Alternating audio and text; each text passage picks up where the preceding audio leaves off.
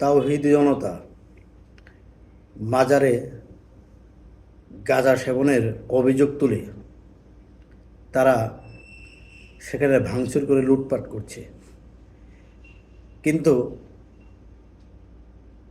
কেউ কোনো কথা বলছে না।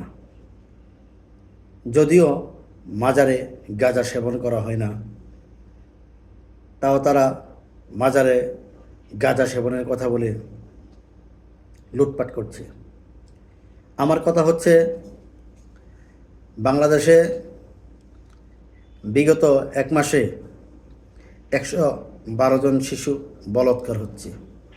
এটা জঘন্যতম একটা পাপ, যেই পাপ লৌদ আলাইহিস সালামের যুগে আল্লাহ লৌদের কওমদেরকে ধ্বংস করে দিয়েছিল, পাথর করে দিয়েছিল।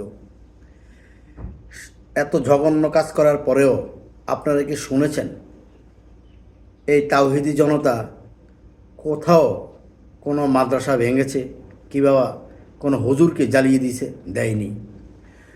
তো তারা মাজারে ভাঙচুর লুটপাট করার উদ্দেশ্যেই মাজার ভাঙে।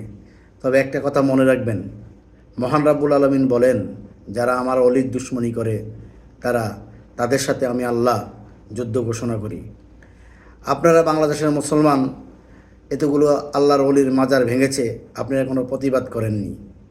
আমার কথা হচ্ছে, এই তাওহীদি জনতা শয়তান নামক যেই দলটা আছে, বাংলাদেশের যেই কোনো অঞ্চলে মাজার ভাঙতে গেলে তাদেরকে দাঁত ভাঙা জবাব দিতে হবে এবং কি তাদেরকে মেরে আইনের আওতায় তুলে দিতে হবে। না হয় এরা কখনো পরিবর্তন হবে না।